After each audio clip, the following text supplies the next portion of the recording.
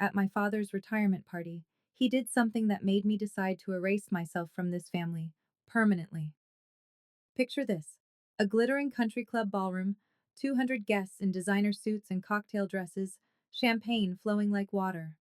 My father stood on stage, microphone in hand, introducing his family one by one. When he got to me, he smiled that smile I'd seen 1,000 times, the one that looked warm to everyone else but cut like glass. "And this is my daughter Heather," he said. "No degree, no future, just freeloads off the family."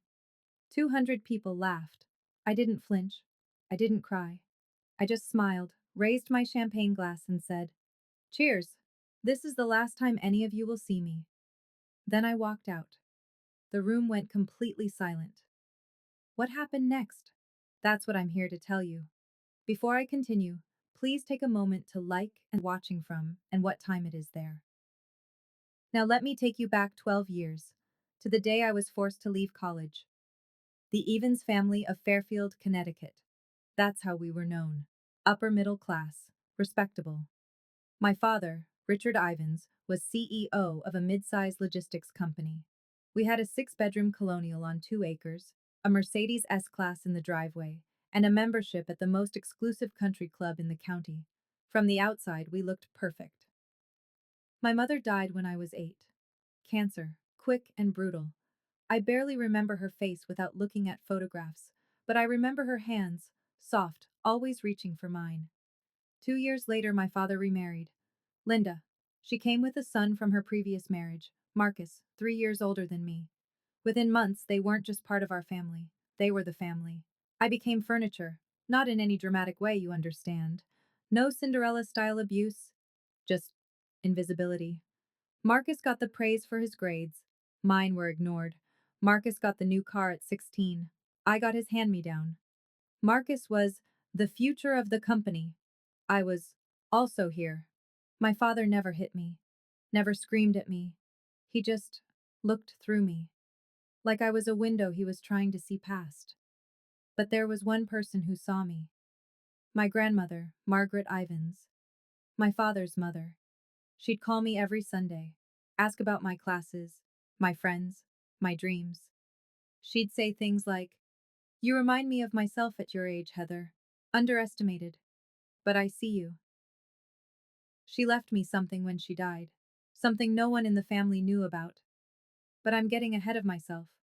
In this family, I learned to become invisible. What I didn't know then was that invisibility would become my greatest weapon.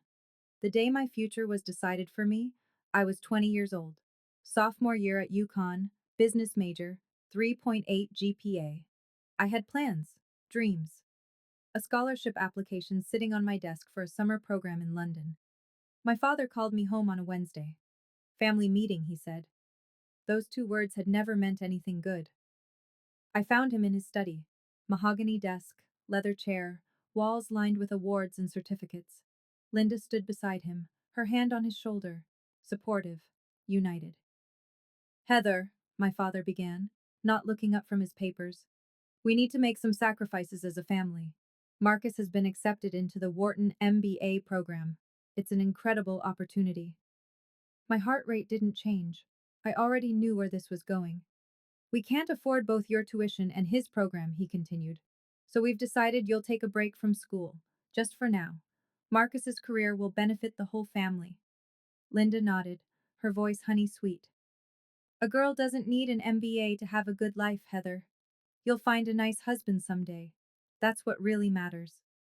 I sat there, frozen. Not because I was surprised. I'd spent 12 years learning not to be surprised, but because some small, stupid part of me had still hoped. "You said you'd support my education," I heard myself say. "You promised Mom before she died." My father's jaw tightened. "Circumstances change. When the company stabilizes, I'll make it up to you." He never did. What I found out later, through a cousin's slip of the tongue, was that there was plenty of money. They just chose not to spend it on me. I didn't argue that day. I just nodded. But inside, I made a promise to myself. This was the last time I'd let anyone else decide my worth. I moved to Boston with $2,000 in savings and a suitcase of clothes that didn't fit the life I was leaving behind. My first apartment was a 400 square foot studio above a laundromat in Alston. The radiator clanked all night. The walls were thin enough to hear my neighbor's TV. I ate ramen for dinner and day-old bagels from the cafe where I worked mornings. But here's the thing about rock bottom. You can't fall any further. I got a job as an administrative assistant at a small logistics company. Entry level, minimum wage plus benefits. The owner, a gruff man named Walter Barnes, saw something in me that my family never had. "You've got a brain, Heather," he told me one day. "Use it." So I did. I stayed late. I learned every system, every process. I took free online courses at night: supply chain management, operations, business fundamentals. MIT Open Course. Where became my college. I didn't call home, didn't ask for a single dollar. When my father's secretary sent me a birthday card with a $50 check from the family, I tore it up and threw it away. 4 years after I left Connecticut, I had saved enough to start my own consulting firm. Meridian Consulting LLC. Just me, a laptop, and a rented desk in a co-working space. I kept my name off everything public. No LinkedIn profile, no press releases. All business went through the company name and my lawyer. Why the secrecy? Because I knew my family. If they found out I was succeeding, they'd find a way to take credit or tear it down. Some people build empires to prove their worth. I built mine in silence because silence was the only language my family had ever taught me. Grandmother Margaret died 2 years ago, when I was 30. I flew to Connecticut for the funeral, sat in the back pew, watched my father deliver a eulogy about a remarkable woman who dedicated her life to family. The irony was so thick I could taste it. At the reception, I kept to myself. No one seemed to notice I was there, which was exactly how I wanted it. But 3 days later, I got a call from a lawyer I'd never heard of. Eleanor Smith, from a Boston firm specializing in estate planning. "Ms. Ivins, I represent your grandmother's separate estate. She established a trust fund in your name 8 years ago, with explicit instructions that no other family member be informed of its existence." I nearly dropped my phone. The trust contained $800,000. "She left a letter for you as well," Eleanor continued. "Would you like me to read it?" I said yes, though my voice didn't sound like my own. "My dearest Heather," Eleanor read, "I know what they did to you. I know about the tuition, the promises, all of it. I argued with your father until I had no words left. He wouldn't listen. He never does. This money is yours.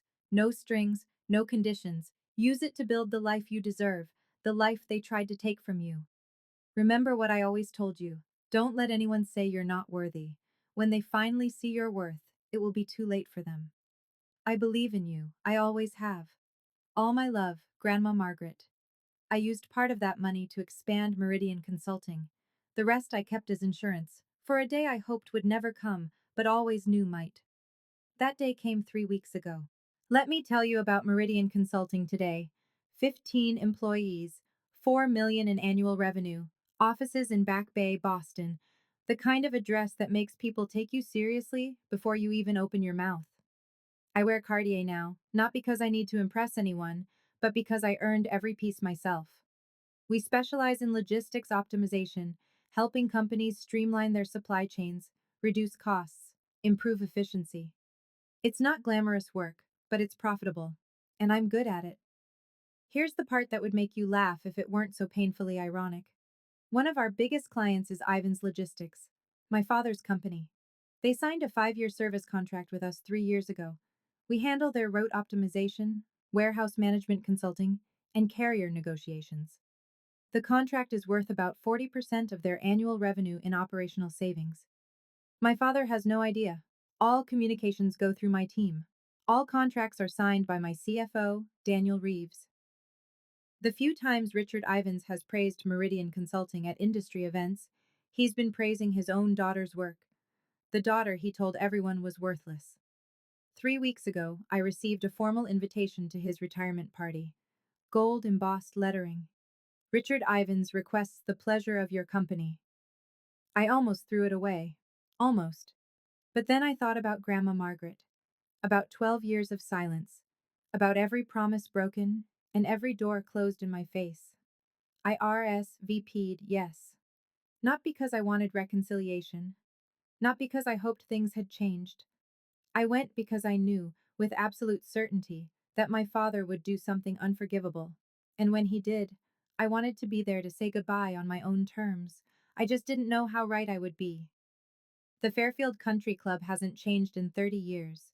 Same Swarovski chandeliers, same pretentious valet service, same crowd of old money and new ambition pretending they belong together. I wore a black Valentino dress, simple, elegant, expensive.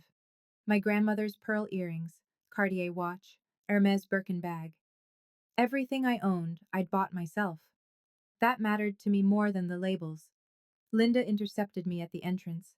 She'd aged, but her smile hadn't. Still that perfect mask of warmth that hid something colder underneath. Her dress was Chanel, her diamonds were large, and her eyes did a quick inventory of my outfit before she spoke. Heather, you came. Her tone suggested this was a pleasant surprise and a minor inconvenience. Your father wasn't sure you'd have something appropriate to wear. I smiled. How thoughtful of him to worry. Inside, 200 guests mingled beneath crystal light. The who's who of Connecticut business, bankers, lawyers, executives, politicians. I recognized some faces from my father's old dinner parties. None of them recognized me. Marcus swept past with a model thin blonde on his arm, not even glancing my direction. He was telling someone about his vision for the company's future. Classic Marcus. All confidence, no substance. I found my seat assignment. Table 14. The far corner near the service entrance with friends of the family I'd never met. Not the family table, not even close. I wasn't surprised, but I noted it. A waiter offered champagne, Dom Perignon, nothing but the best for Richard Ivans's big night. I took a glass. Across the room, I caught my father's eye. He nodded once, a dismissal disguised as acknowledgement, then turned back to his real guests. The evening was just beginning, and I had a front row seat to my own family's contempt. I've learned, over the years, that the best information comes from staying quiet and keeping your ears open. From my corner table, I watched and listened. The acoustics in that ballroom carried conversations better than people realized. My father was holding court near the bar, surrounded by business associates. I heard him mention operational restructuring and strategic partnerships, standard executive speak. But then, Meridian Consulting has been transformative for us, he was saying to a silver haired man I recognized as a major shipping executive. They're the backbone of our operations now. Whoever runs that company is a genius. The other man nodded. I've been trying to get a meeting with them for months. Very private operation. Do you know who's behind it? My father shrugged. Never met them personally. Everything goes through their legal team and account managers. But honestly, I don't care who they are as long as they keep delivering results. I took a sip of champagne to hide my smile. My phone buzzed. A text from Daniel, my CFO. Contract renewal docs from Ivan's Logistics arrived today. They want another 5 years. Waiting on your decision. I typed back, I'll have an answer by end of week. What my father didn't know, what nobody in that room knew, was that Meridian's contract with Ivan's Logistics was coming up for renewal. If we walked away, they'd lose 40% of their operational efficiency overnight. In logistics, that's not just an inconvenience, that's a death sentence. I hadn't decided what to do yet. Part of me wanted to keep the professional relationship separate from the personal toxicity, but as I watched my father bask in praise for his company's success built partly on my work, I felt something shift. Tonight would determine everything. I needed a refill on my champagne. Or maybe I just needed to move, to shake off the strange energy building in my chest. At the bar, I ran into the extended family firing squad. Aunt Susan, Linda's younger sister, spotted me first. Her face did that thing where surprise becomes pity, becomes condescension in about half a second. Heather! Oh my goodness, I almost didn't recognize you. She looked me up and down. You look, well, still up in Boston, doing whatever it is you do? Consulting, I said. Supply chain management. Oh, how nice. The way she said it made it sound like I'd told her I collected bottle caps. Are you seeing anyone? Your father mentioned you're still single. 32, right? Time flies. Before I could respond, Uncle David joined in. Richard was just telling me you're still figuring things out. Nothing wrong with being a late bloomer, I suppose. Not everyone is meant for traditional success. I realized, with cold clarity, what had happened. My father had briefed them, given them talking points about the family disappointment, set the narrative before I even arrived. Richard said you had some emotional difficulties after leaving school, Aunt Susan continued, lowering her voice conspiratorially. Mental health issues. So brave of you to come tonight despite everything. I felt my grip tighten on my champagne glass. Not from hurt. I was long past that. From the sheer audacity. I appreciate the concern, I said, keeping my voice steady. But I'm doing very well, actually. Better than I've ever been. They exchanged glances. The kind that says, poor thing doesn't even know how far she's fallen. I excused myself before I said something I'd regret. But a plan was forming in my mind. Cold, clear, inevitable. Marcus found me on the terrace, looking out at the golf course. The September air was cool, and the stars were just starting to appear. Well, well, his voice came from behind me, heavy with contempt. The prodigal daughter. I didn't turn around. Marcus. He stepped beside me, close enough that I could smell his cologne. Tom Ford, probably a gift from our father. Dad's about to give his speech. Wanted to make sure you weren't planning any dramatic scenes. Why would I do that? Because you've always been jealous. He said it like it was established fact. The way you stormed off after the tuition decision. The way you disappeared to Boston like some wounded animal. You've never gotten over it. Now I turned. Looked at my stepbrother in his $5,000 suit, his Rolex, his perfectly styled hair. Is that what you tell yourself? His eyes hardened. I heard you started some kind of company up there, playing businesswoman. He laughed, short and cruel. How long until it fails? 6 months? A year? Then you'll come crawling back, begging Dad for help. I won't. You will. You always do. You're weak, Heather. You always have been. I could have told him then. About Meridian, about the contract, about how his precious company's success was built on the work of the sister he dismissed. But I didn't. Because some revelations need the right stage. You know what, Marcus? You can believe whatever makes you feel better. I started to walk past him. But I promise you this. After tonight, you're going to wish you'd treated me differently. His laugh followed me inside. Dismissive, arrogant. He had no idea what was coming. None of them did. The ballroom lights dimmed. A spotlight hit the stage. My father climbed the steps to thunderous applause, the conquering hero of Connecticut logistics, taking his final bow. Thank you, he said, his voice carrying that practiced warmth he'd perfected over decades. 40 years in this business. It's been one hell of a ride. Laughter. More applause. He began his speech, thanking partners, employees, mentors, thanking God, thanking luck, taking credit for everything. Then came the family segment. I couldn't have done any of this without my incredible wife, Linda. He gestured to her table. 30 years of putting up with my late nights and business trips. You're a saint. More applause.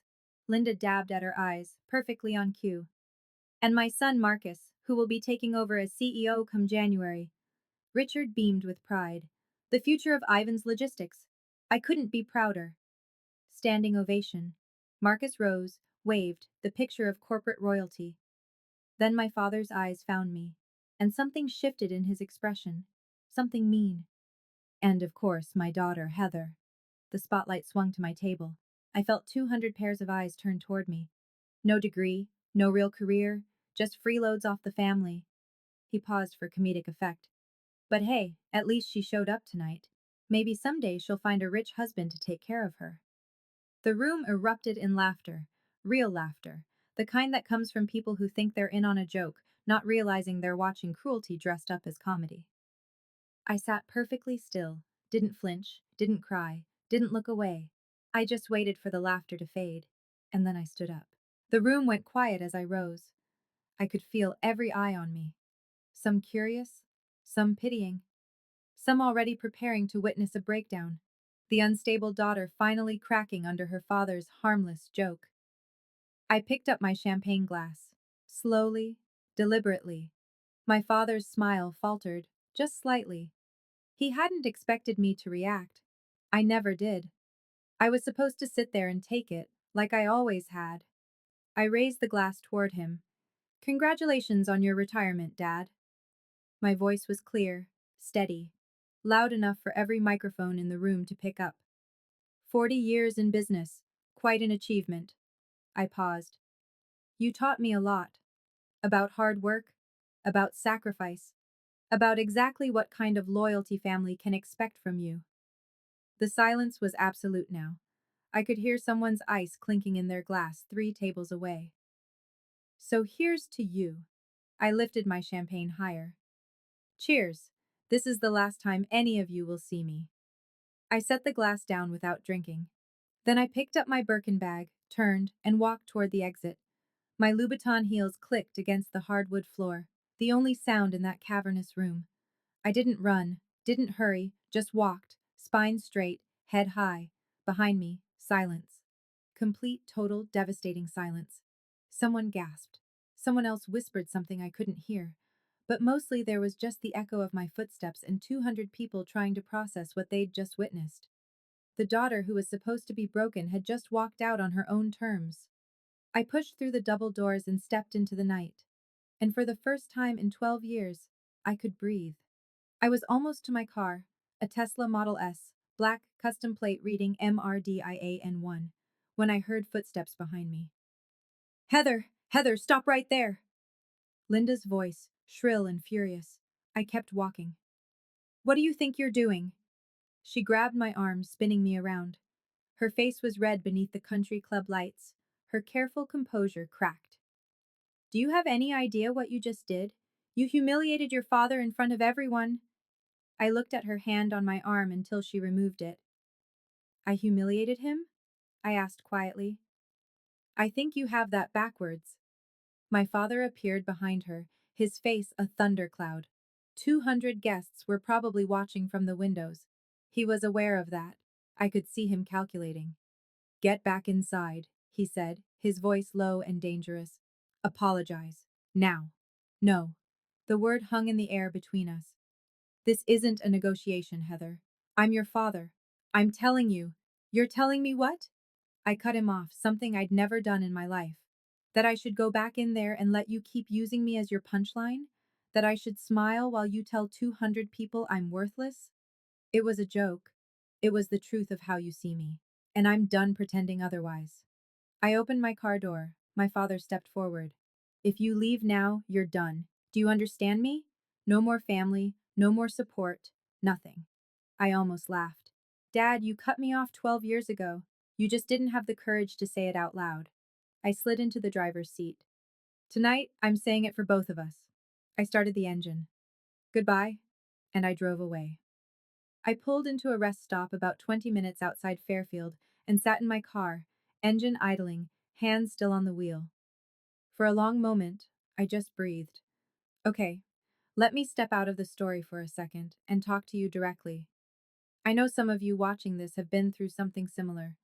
Maybe not a retirement party, maybe not 200 witnesses, but that feeling of being the family disappointment, the one they talk about in whispers, the one whose success they refuse to see. I know you understand. If you've ever sat at a family gathering while someone made you the punchline, if you've ever smiled through pain because making a scene would only prove them right, if you've ever loved people who made you feel invisible, this story is for you. So here's what I'm asking. If any of this is resonating with you, tell me your story, or just let me know you're here. Because honestly, knowing I'm not alone in this, that means more than you can imagine.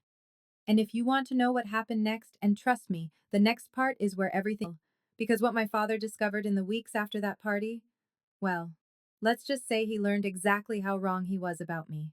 Now, back to the story. The morning after the party, I woke up in my Boston apartment feeling lighter than I had in years, but I knew it wasn't over. Families like mine don't let go that easily. They would try to control the narrative, spin the story, make me the villain. What they didn't know was that I had something they couldn't spin their way out of. Let me tell you about the week that followed. It started with text messages. Not from my father. He was too proud for that. But from cousins, aunts, family friends. People I hadn't spoken to in years suddenly very concerned about my mental state. Heather, I heard about the party. Your dad says you're struggling. Do you need help? Susan told me you had some kind of breakdown. We're all worried about you, sweetie. Your father loves you. He just wants what's best. Maybe you should apologize and come home. The narrative was already being written. Poor Heather, unstable, jealous, had some kind of episode at the party. Richard Ivins, patient, loving father, doing his best with a troubled daughter. I didn't respond to any of them. Then came the more interesting call. My phone rang on Tuesday afternoon, a Connecticut number I didn't recognize. I answered anyway. Miss Ivins, this is James Crawford. I'm a partner at Ivins Logistics. The voice was polished, professional. I'm calling on behalf of Richard. He'd like to discuss mending fences. Really? Between you and me, there's been some concerning chatter about your connection to certain business partners. Rumors, probably nothing. But Richard thought it would be good to clear the air. I went cold. Rumors, business partners. They were fishing. What kind of rumors? I asked, keeping my voice neutral. Oh, something about our consulting partners at Meridian. Someone thought they'd seen you at their offices once. I'm sure it's a misunderstanding. My mind raced. How? Who had seen me? When?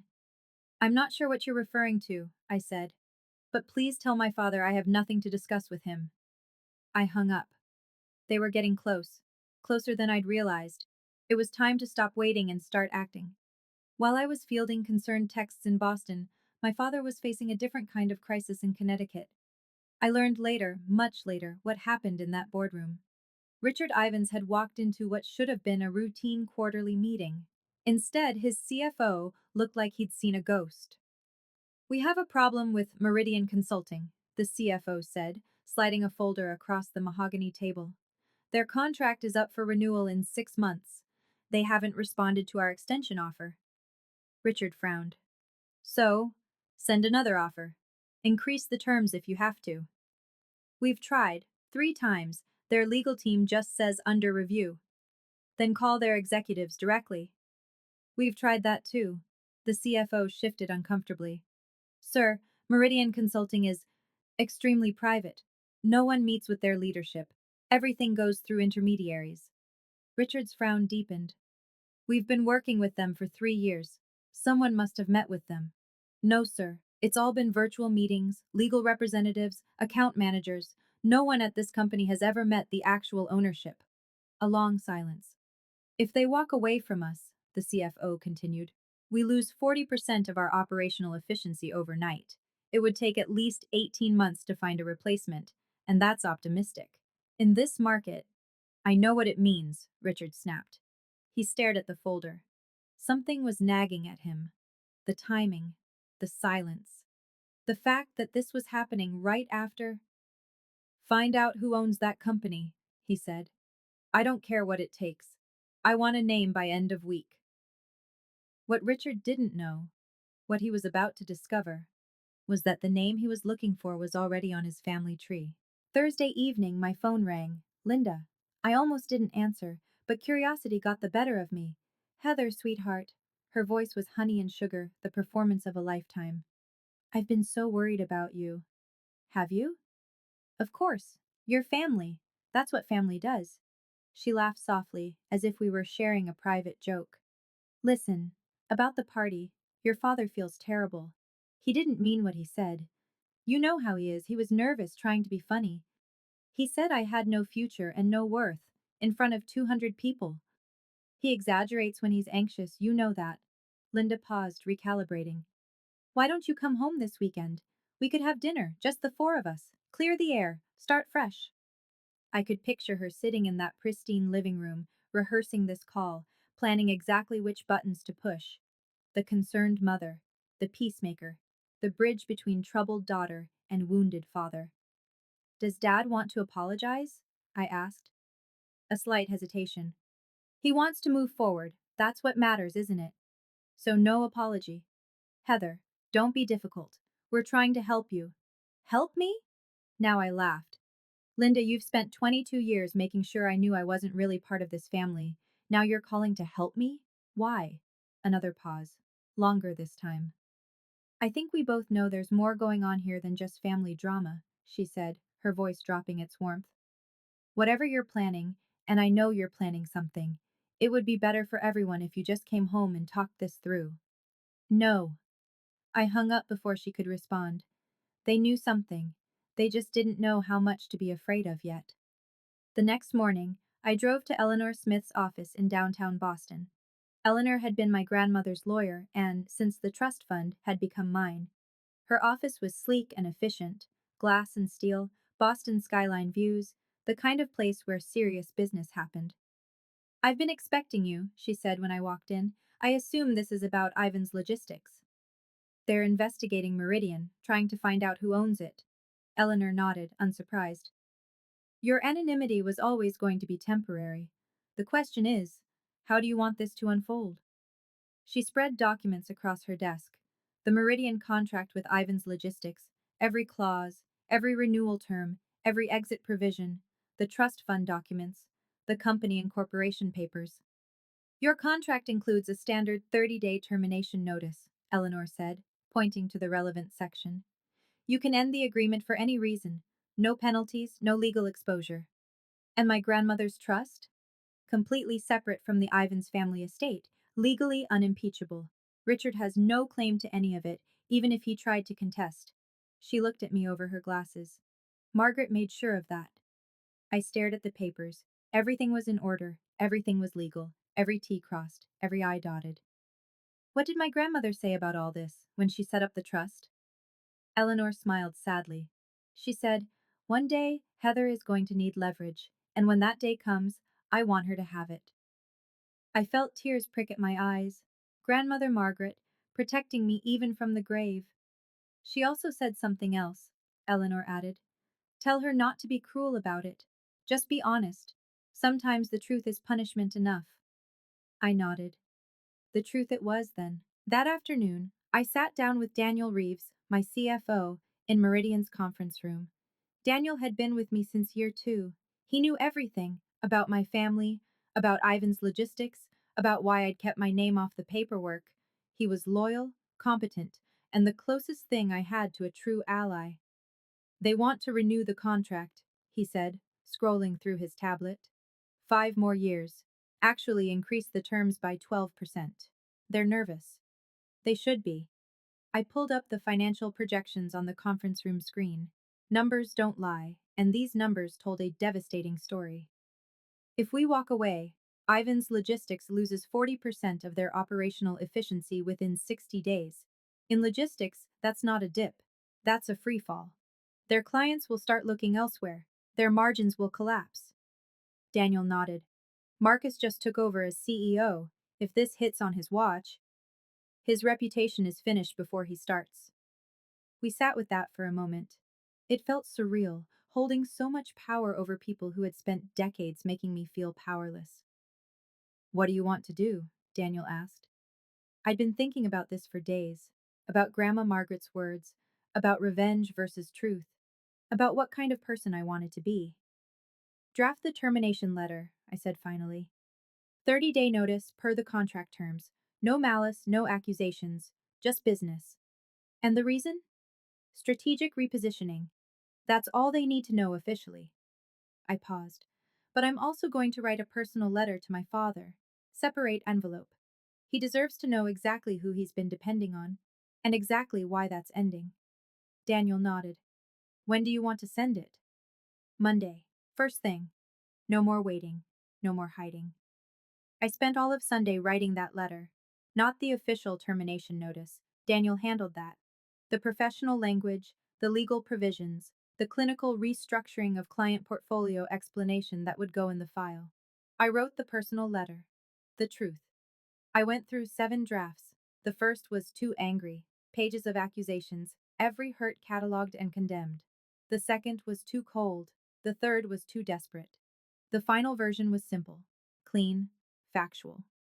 Dear Dad, you said I had no future.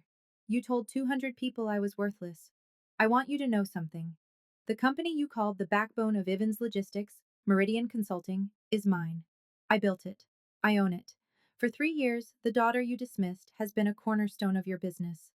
I'm ending our contract, not as revenge, as a boundary. Grandma Margaret left me a trust fund you never knew about. She saw what you couldn't, that I was worth investing in. Everything I have, I built myself, with her faith and without your support. I don't need you to apologize. I don't need you to understand. I just need you to know that I am not what you said I was. I never was. Don't contact me again. Heather Margaret Evans. I included my middle name deliberately, the name I'd added 3 years ago in honor of the only person in my family who'd believed in me. I also included a photocopy of the Meridian Incorporation papers. My name as sole owner clearly visible. I read the letter 3 times, checked for typos, checked for excessive emotion, found none, just the truth.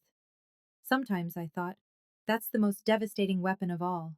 Monday, 9 a.m. Courier confirmation. The package had arrived at Ivan's logistics headquarters. Someone named Patricia Chen had signed for it. Richard's executive assistant. I remembered her from childhood. I sat in my office, watching my phone, waiting. 10:15 a.m. Missed call from Richard Ivans. 10:17 a.m. Missed call from Richard Ivans. 10:23 a.m. Missed call from Marcus Ivans. 10:31 a.m.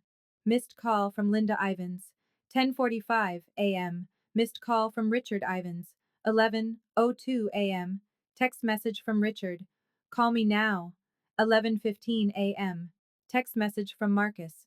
What the hell is this? Call us. 11:34 a.m. Text message from Linda. Heather, this is not funny. Pick up your phone. By noon, I had 12 missed calls, 8 text messages, and 2 voicemails I didn't bother listening to. I didn't respond to any of them. I had waited 12 years for this moment. They could wait a few more hours. At 2 p.m., my assistant knocked on my door. Ms. Ivans, there's a family who says they need to see you immediately. They're in the lobby. So, they'd driven to Boston, 5 hours of traffic and panic just to confront me in person. I took a deep breath, checked my reflection in the window, straightened my blazer. Send them to conference room B, I said. I'll be there in 5 minutes. This was it. The conversation I'd imagined 1,000 times. The confrontation I'd prepared for without knowing when it would come. I thought of Grandma Margaret, of her letter, of her faith in me. Don't be cruel, she'd said. Just be honest. I stood up, smoothed my skirt, and walked toward the conference room. Time to be honest. Conference room B had glass walls. I'd chosen it deliberately. My 15 employees could see inside, though they couldn't hear. Witnesses, not to humiliate anyone, but to ensure the meeting stayed civil. Richard, Linda, and Marcus stood clustered near the window, looking out at the Boston skyline they'd never expected to see from this perspective. From my domain. My territory. My father turned when I entered. His face was gray, older than I'd ever seen him look. Heather. His voice cracked on my name. What is this? Hello, Dad. Linda. Marcus. I took a seat at the head of the conference table, calm, professional. I assume you received my letter. Your letter? Marcus stepped forward, jabbing his finger toward me. You can't just. This isn't. Sit down, Marcus. My voice was quiet but firm. I won't discuss anything with you yelling across the room. He looked at my father, uncertain. Richard nodded sharply. They sat. For a long moment, no one spoke. Finally, Richard leaned forward. This is all some kind of misunderstanding. What part? Meridian Consulting. You can't possibly, a company like that, you didn't. I did. I slid a folder across the table. Company registration, tax filings, client list. 3 years ago, your company signed a contract with mine. You praised my work at industry events. You called us transformative. You just didn't know you were praising me. Linda's face had gone pale. But you don't have a degree. You were just a. A what, Linda? A disappointment? A failure? I shook my head. I was a 20-year-old who was told to sacrifice her future. I built something anyway. Silence. My father stared at the documents like they might burst into flames if he looked hard enough. Okay. Richard's voice was strained, the mask of corporate composure cracking. I apologize. I apologize about the party. Is that what you want to hear? I'm sorry. Now, can we talk about the contract? You're sorry because you need something from me. That's not an apology. For God's sake, Heather. Marcus slammed his palm on the table. Do you know what happens if you pull this contract? 20% of our workforce. Gone. Because of your petty revenge. It's not revenge, it's a business decision. Bullshit. He was standing now, veins in his neck visible. You've been planning this for years, waiting to destroy us. This is sick. I planned nothing. I kept my voice level. I built a company. Your company chose to become dependent on mine. That's not my fault. You could have told us, Linda interjected, her voice high and strained. You could have said something. When? When you told me I didn't need education because I'd find a husband? When you spread rumors that I had mental health problems? When? She had no answer. I turned to my father. You want to know the worst part, Dad? I would have kept the contract going. I wasn't planning any of this. But then you stood in front of 200 people and told them I was worthless, that I had no future. I paused. You chose this, not me. Richard's jaw worked. For a moment, just a moment, I thought I saw something like recognition in his eyes, like he finally understood what he'd done. Then it was gone. What do you want? He asked flatly. Nothing you can give me. There must be something. You're not listening. I don't want anything from you. I never did. I just want you to know the truth. Fine. Richard's voice went cold. The vulnerability was gone, replaced by the steel I'd known my whole life. If that's how you want to play this, you walk away from this family, you're done. No inheritance, nothing. I almost laughed. Dad, you cut me off at 20 years old. What inheritance? I could make things very difficult for you. I have connections, lawyers. On what grounds? I leaned forward. Every document is legal. Every contract was signed in good faith. There's nothing here you can sue me for, and we both know it. He glared at me. Don't be so sure. Actually, I am sure. Because my lawyer, who was also Grandma Margaret's lawyer, has already reviewed every possible angle. I let that sink in. You remember Eleanor Smith? Margaret used her specifically because she knew you'd try something like this someday. Linda gasped. Margaret knew? About all of this? She left me a trust fund. $800,000, specifically structured so you couldn't touch it. I pulled out a photocopy of the trust document. She knew exactly what kind of family she raised.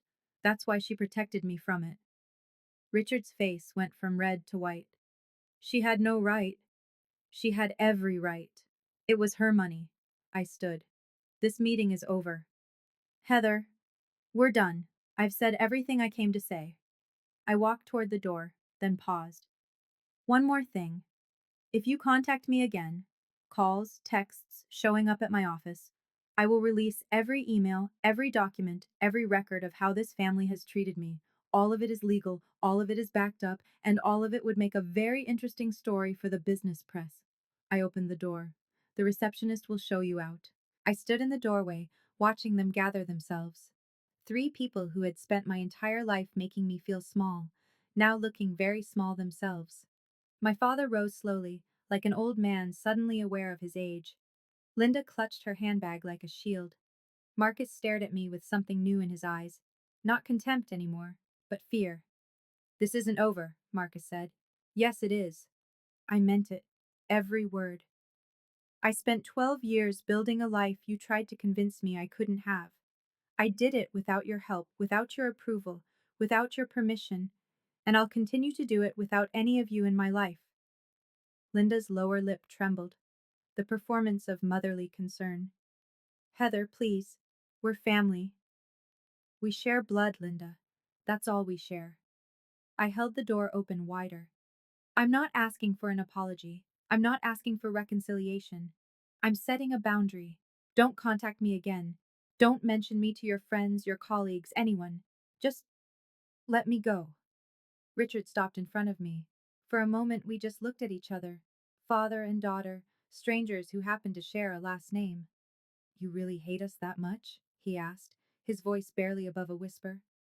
No, Dad, I don't hate you. That's what you don't understand. I met his eyes steadily. I just don't need you anymore. And that's something you'll have to learn to live with. He had no response to that. They walked out through the lobby, past my employees who carefully pretended not to watch. The glass doors closed behind them. I went back to my desk, opened my laptop, and got back to work. Okay, let me pause here again. If you're still watching, first of all, thank you. This isn't easy to tell, and knowing you're listening means more than you know. If you think this is where the story ends, it's not.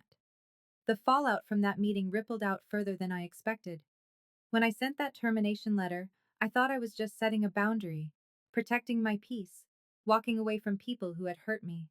I didn't anticipate what would happen to Ivan's logistics, or to my father's reputation, or to the family secrets that would come spilling out once people started talking. Here's my ask. If this story has moved you, if it's made you think about your own family, your own boundaries, your own worth, hit that subscribe if you haven't already. Turn on notifications. Because the ending of this story, it's complicated, it's messy, and it taught me something about revenge that I didn't expect. Also, telling me, have you ever had to walk away from family? Did it feel like freedom? Or like grief? Or maybe a stories, and they've helped me feel less alone in this. So please, share your thoughts. Now, back to the story. 1 week after that confrontation in my office, I received a phone call from someone I hadn't spoken to in years, someone who had information that changed everything I thought I knew about my family, and about why they really treated me the way they did. Let me tell you about that call. The caller was my Uncle Robert, my father's younger brother. Robert had always been the black sheep of the Ivans family, an artist, a dreamer, the one who didn't go into business. I hadn't seen him since my mother's funeral, hadn't spoken to him in over a decade. Heather. His voice was older, rougher. I heard what happened, at the party, at Richard's office. Word travels fast. Small community. He paused. Listen, there's something you should know. Something I should have told you years ago, but I was too much of a coward. I sat down slowly. I'm listening. When your father said the family couldn't afford both your tuition and Marcus's, that was a lie. I know. I figured that out. No, you don't understand. It wasn't just that there was money available. There was a specific fund. Your mother set it up before she died, for your education. Enough to cover a full 4 years at any school in the country. My heart stopped. Richard drained it, used it for Marcus's MBA, then told you there was no money. Robert's voice cracked. Your mother wanted you to have choices, Heather. Richard stole them. The room tilted. I gripped the edge of my desk. Why didn't you tell me? Because I was afraid of Richard. We all were. Robert exhaled. Margaret, your grandmother, she found out. That's why she set up the trust for you. She couldn't get your mother's money back, but she could make sure Richard didn't take anything else. I thought about Grandma Margaret's letter. I know what they did to you. She knew. All along. Why are you telling me now? I asked. Because it's time the truth came out. All of it. He wasn't done. 2 months after I terminated the Meridian contract, the consequences became public. I wasn't trying to monitor what happened to Ivan's logistics. Honestly, I was trying to move on. But in the Connecticut business community, news travels fast, especially bad news. The company announced a 20% workforce reduction, 70 employees laid off, right before the holidays. The press release blamed market conditions and strategic restructuring, but everyone knew the real story. Their biggest consulting partner had walked away, and they couldn't recover. Marcus, barely 3 months into his role as CEO, was already being questioned by the board. His vision for the future was crumbling under the weight of his father's bridge burning. Richard came out of retirement to help manage the crisis. The triumphant exit he'd planned, the legacy he'd built, was unraveling. But the real damage was to their reputation. Word spread. Not from me. I kept my mouth shut. But 200 people had watched my father humiliate his daughter at that party. And when those same people heard that the daughter was actually his company's most important business partner, the whispers started. Did you hear about Richard Ivans? Mocked his own daughter. Turns out she was keeping his company afloat. Always thought there was something off about that family. In Connecticut business circles, Reputation is everything. And Richard's was crumbling. A former colleague told me that at a recent industry dinner, Richard sat alone. No one wanted to be associated with the man who'd publicly disowned the daughter who'd secretly been his backbone. I didn't feel triumphant hearing this. I didn't feel satisfied. I just felt tired. Grandma Margaret had been right. Sometimes the truth is punishment enough. I didn't have to do anything else. The truth did it all by itself. 6 months later, I sat in a therapist's office in Beacon Hill. Not because I was falling apart, because I was finally ready to put myself back together. You don't seem like someone who needs therapy, Dr. Patel said during our first session. Everyone needs therapy, I replied. I'm just finally letting myself admit it. We talked about my family, about the years of invisibility, about the burden of building success in silence, about the strange grief of cutting ties with people who were supposed to love me. Do you regret what you did? She asked. No, and I meant it. I regret that it had to happen, but I don't regret protecting myself. Outside of therapy, my life was good, better than good. Meridian was thriving. We'd replaced the Ivans contract with 3 smaller clients, more diversified, more stable. Daniel got a promotion. I hired 4 new employees. We moved to a bigger office with views of the harbor. I reconnected with Uncle Robert. We had dinner once a month. He told me stories about my mother, the real ones, not the sanitized versions my father had fed me. She'd been fierce, apparently, stubborn, a fighter. You're just like her, Robert said. She'd be so proud of you. I still kept the photo of Grandma Margaret on my desk. I visited her grave every month, left flowers, told her about my life. It felt strange talking to a headstone, but also healing. I did it, Grandma, I told her one spring morning. I didn't let them define me. The wind rustled through the cemetery trees. If I listened closely, I could almost hear her voice. I knew you would, sweetheart. I always knew. So here's what I learned. If you want the moral of this story, your worth is not determined by a degree. It's not determined by your family's opinion. It's not determined by who believes in you or who tries to tear you down. Your worth is determined by what you build when no one is watching, by who you become when everyone counts you out, by the life you create with your own 2 hands. My father thought he was teaching me a lesson at that retirement party. He thought he was putting me in my place. What he actually did was set me free. I don't hate my family. That's the part people struggle to understand. Hate takes energy. Hate is a chain. I'd rather spend that energy on people who deserve it, on work I believe in, on relationships that nourish me, on a life that's truly mine. Boundaries aren't about revenge. They're about protection. They're about saying, this is where my life begins and your damage ends. If you're in a family that makes you feel small, if you have people in your life who see your potential as a threat instead of a gift, if you've ever been the family disappointment, the scapegoat, the invisible one, I see you. I've been you. And I promise you, there is life on the other side of walking away. Thank you for listening to my story. Thank you for being here. Notification bell. Check the description for more stories like this one. And remember, you are not what they said you were. You never were. You are so much more. Until next time, this is Heather.